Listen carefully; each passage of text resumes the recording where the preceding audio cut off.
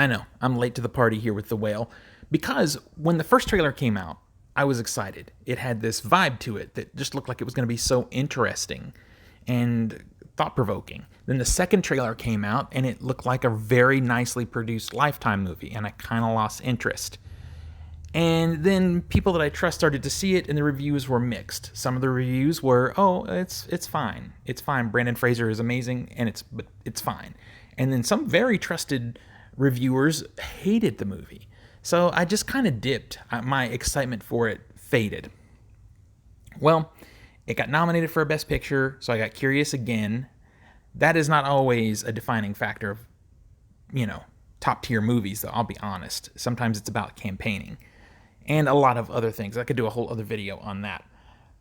But at any rate, it's still showing in theater. There was one screening left in my theater, so I decided, okay, let's just go so I can be a part of the conversation and have an opinion. And my overall opinion is this. It would not have impacted my top 10. This movie is not as good as anything in my top 10 list. It might have impacted my top 20, though. It's a pretty good movie. There are issues with this movie. But it's pretty good. It's pretty good. Some of the hate is a little bit weird for this movie. I don't really quite understand some of the hate, and I'll get to that in a second. But I want to talk about the characters. I'm not going to go deep into the plot because a lot of people still haven't seen it, and I think you pretty much know the plot. And that's the biggest problem that I have with it, is it's Brendan Fraser's movie. He's amazing in it. He's amazing in this role, but the actual arc of his character is pretty clear from the opening beats of the film. And sometimes it's not about a surprise ending, it is about the journey. And this movie does still offer an interesting journey because of the additional characters that interact with him. One of the biggest complaints I heard was Sadie Sink, that she's a good actress, but she's just terrible in this movie. She doesn't work. Her character is awful. I disagree. I think Sadie Sink might be the most interesting character in this movie, and I think she does a really good job with it. No one is initially likable in this movie. No one is likable in The Whale, and that's okay, because what we're seeing here is a group of people all connected by trauma, and each person in this group is dealing with it in a different way. No one wants to choose to deal with trauma. So when trauma is foisted upon you, you deal with it in whatever way you can psychologically. Sadie Sink's character was very young for her trauma, and she didn't have a support system in place to help her process it and deal with it.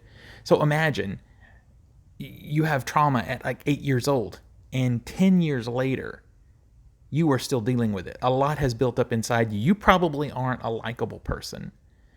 And her character's not likable. But as the movie unfolds, there's more there than meets the eye. There's layers to her character that I think are so interesting. When she seems like she's bad, she might actually be good. And that is in this movie, and I'm very fascinated by that. She got a bad rap, 100%. It's so cool to see Hong Chow in two thought-provoking movies in the same year, this one and The Menu, and I love her in this movie. Of all the characters, she honestly might be the most likable. And there's a lot of pushback from people about why she didn't do more for Brandon Fraser's character and that kind of thing. And until you've been in a situation with someone who is in the situation that Fraser is in, you don't know what you can and can't do for that person or what that person will let you do for them. And again, she's got her own trauma that she's dealing with too. And just being around him makes everything worse for her. So it's fascinating to see, again, how she deals with it in this story. Easily the most likable of all the characters too, 100%. Ty Simpkins' character is the most problematic to me, and not any fault of the actor. He's fine. He might be a little outgunned by the actors around him here, but generally he's good in the role. His character just needed more work. Not that he needed more development, because he's in it.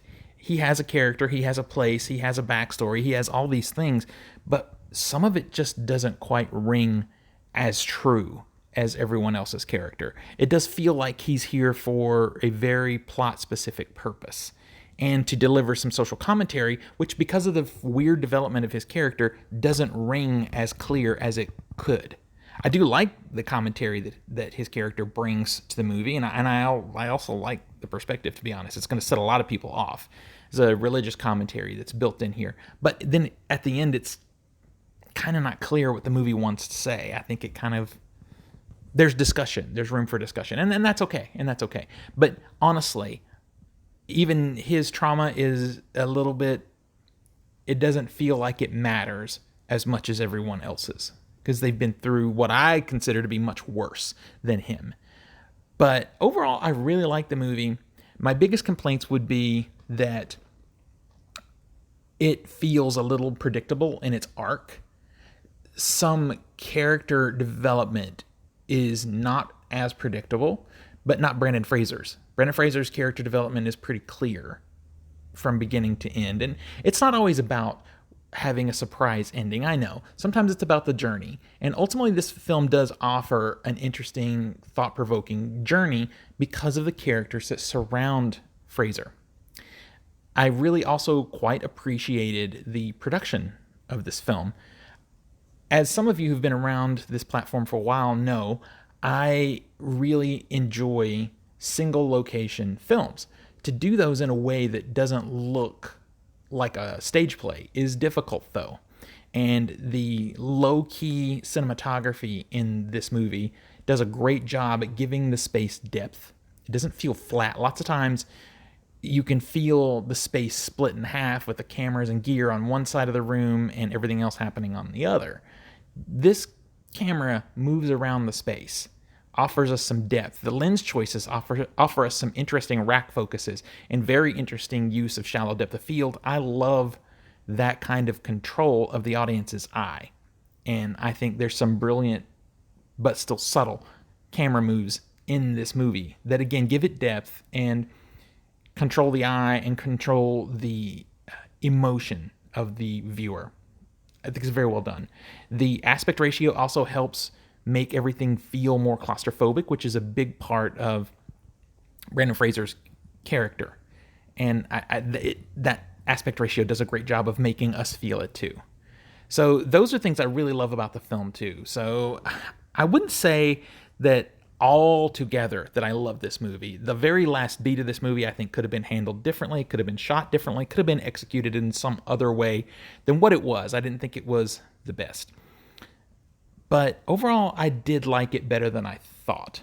Now, one of the biggest critiques that I've seen of this movie from people that I trust are that, oh, it's exploitative. It's taking advantage of aspects of Brendan Fraser's own life. And he was picked specifically for this role because of things he's been through. Well, what's wrong with that? He can bring some reality to the character. He can bring some real emotion to the character. I don't think it's exploitative. I think it's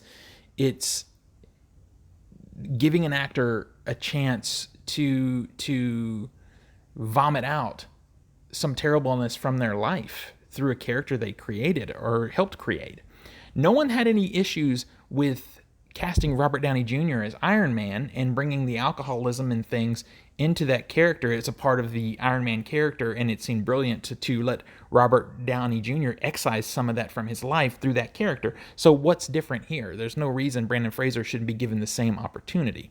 So that particular critique, I think, is overall not valid, in my opinion. This is my opinion. So, okay, I'm going to give this movie probably somewhere between a 3.5. I feel pretty comfortable with 3.5 out of 5. I do feel like the character of Thomas needed a good bit more writing work, and the movie could have ended in a little bit more unique way. And overall, the trailer led us to believe we were going to get a surreal experience, and that wasn't there. This was very standard feeling as far as the basics of the story. But it's still really good. I recommend seeing it. Didn't expect I would recommend it. So, surprise, surprise. There you go.